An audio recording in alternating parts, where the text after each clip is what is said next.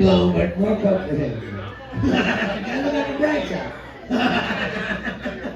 Every story has a bright side. If we didn't know you, but you got some more comfort. You don't have to give it up, share it. Alright. Come on stage next is my friend and yours, everybody. Budsy, everybody! I don't mean it to be. I don't know what you're talking about. Thank you, Champagne. Give it up for Bruce here. Actually, what Budsy was talking about the different occupations that you have to say that you're gay. And see, I am a member of the LGBT community. You know, well, if you have to explain your jokes, they're not funny. But there's one term, and I think I've explained it so much. It's the cis term, and it's where a person they were born one way, and then they're still that way, and they want to stay that way. It's like a man was born with a penis. He still has his penis, and he wants to keep it. And a woman, she was born with a vagina. She still has that coochie, and she wants to keep it. And see, what I identify, since I moved here a little bit over a year ago from Portland, Oregon, and in Portland you can identify as whoever and whatever the fuck you want to identify. So I identify, and I have to identify this for two of my jobs that I have. See, what I am, I identify as a cis male heterosexual lesbian, and that you think that does answer some of these other lesbians in the lesbian bars.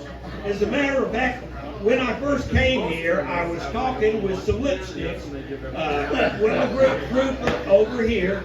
And things were going great. And I'm going to stop because they may throw me out of here again. But see, what I identify, see, my job, I am the Reverend Dr. Budsy. I actually am a religious one. I was trained to cook barbecue by a Rastafarian Jamaican. So I learned how to cook barbecue from a Jamaican fellow. So I tell people I'm a white Jamaican. The factor is that I'm a religious person. I have learned how to cook barbecue from a Jamaican fella. And so I am the pastor. I'm the Reverend Dr. Budsy. I'm the pastor of the First Church of Texas Barbecue in downtown Las Vegas.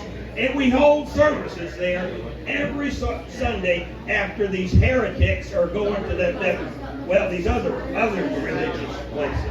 And so I identify, like I said,